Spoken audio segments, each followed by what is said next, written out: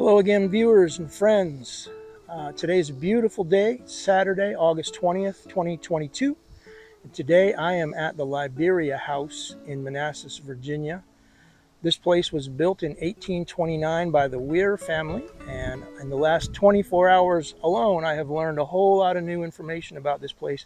Even though I've known about it for a long time, I've known it's been here, but I did not ever really dig into what was the history of this place. So I'm going to share that with you as we take a tour around the outside. I do have some photos of the inside that I just got a few minutes ago, and I'm going to intersperse them throughout this video, so you'll get to see those as well. Unfortunately, they do not allow video inside, so I honor that. Whenever that requirement is laid before me, I honor that, and we just took pictures that they told us we could do. So I hope you enjoy this tour as much as I enjoy giving it. So let's enjoy this day together. Let's go explore the history of this place together.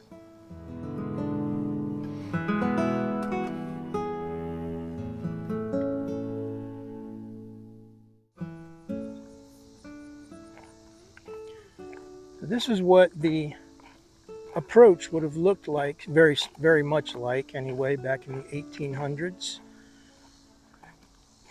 This would have been a dirt path, gravel road.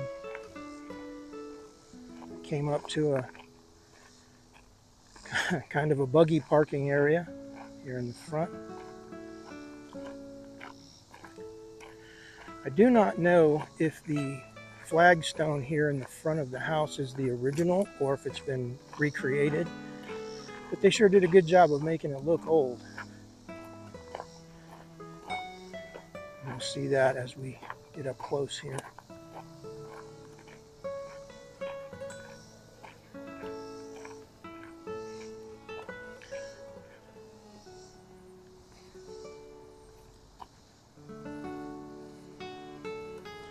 Right up to the front door of the house. By the way, the house is open today. I've been inside. They will not allow video in there. But you can at least see what 1800s style air conditioning looked like. They open the front door, the back door, and this nice little hallway inside creates a nice little wind tunnel. It actually feels very comfortable inside there.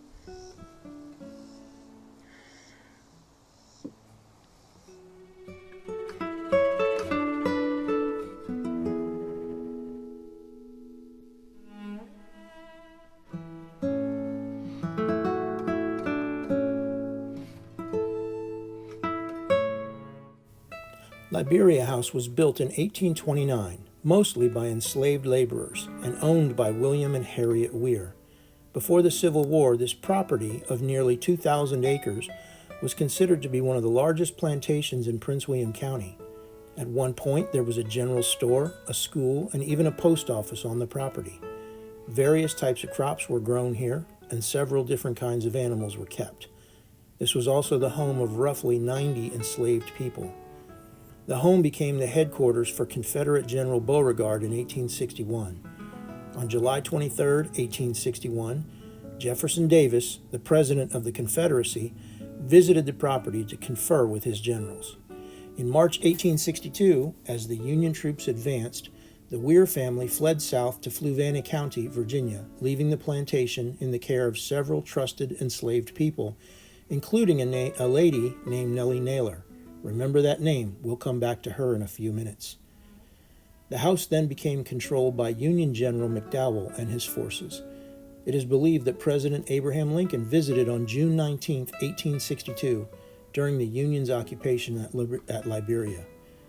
At the end of the Civil War, this home was the only significant structure to remain intact in Manassas. The destruction is what the Weir family returned to, and it's my understanding that they were never able to quite get things restored back to their former grandeur.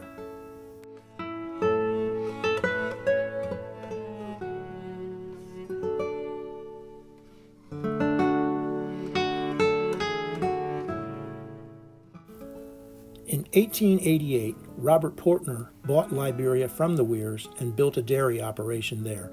The Portner family never actually lived in the home. The Breeden family bought the property in 1947, living in the home until 1986, at which point they donated both the house and the property to the City of Manassas.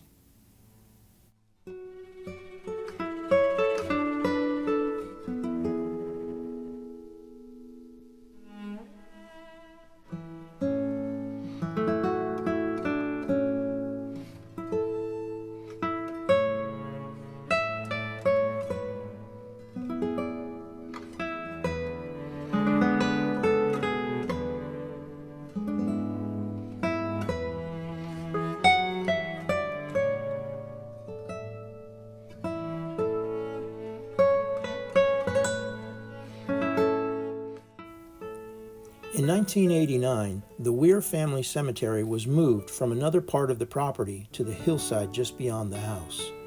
The graves were laid out in the very same way as they were found in the original cemetery. And here I'm just going to take a pass by the cemetery. Take a look. The fence was locked, so we cannot go inside, so I got as close as I could.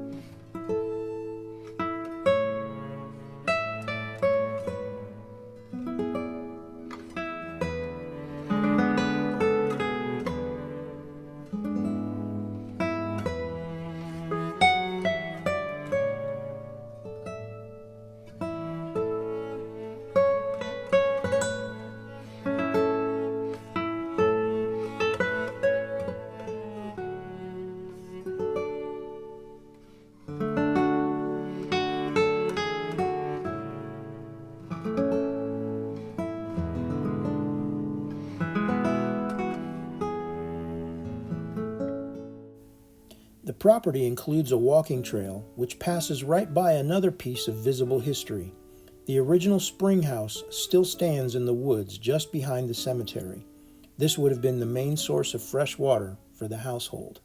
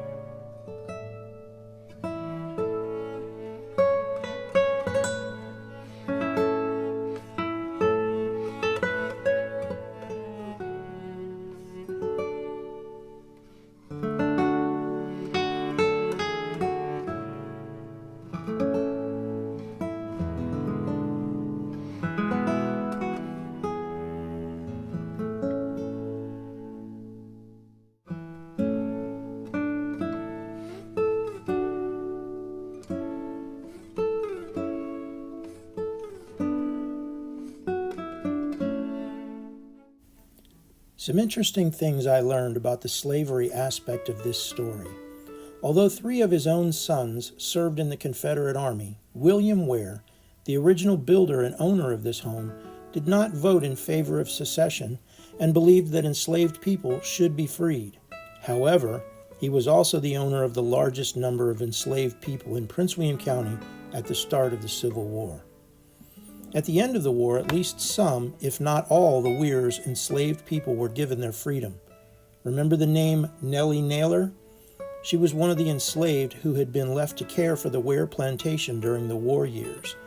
In 1865, she was gifted 12.5 acres of land, in the words of the Weirs, in consideration of the love and affection of their former servant. It is commonly believed that Nellie and her husband Samuel had been responsible for protecting the Liberia House from extensive damage. Nellie and Samuel raised 7 children together and ran a successful farm of their own for the remainder of their lives. They are buried in a tiny plot in what was once their family homestead. I will leave several links in the description area with information about the Liberia House and property. Some will point to websites with reading material, and others will be videos. There is one video of an interview inside the Liberia House with a descendant of the Nailers who still lives in the local area. I encourage you to dig in. There's a lot of information available on the people and events that surround this place over its 200-year history, much of it during a very painful and ugly time in America.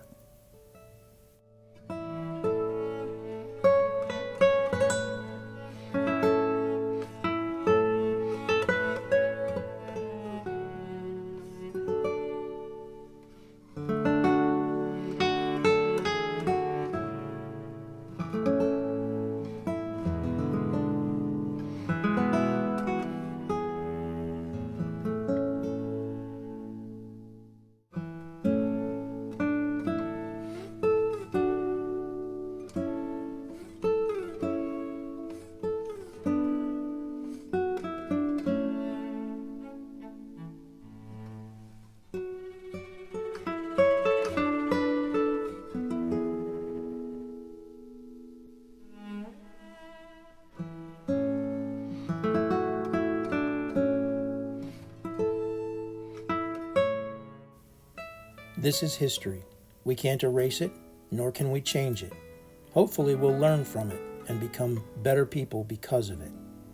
Thanks for watching, and until the next video, have a great day.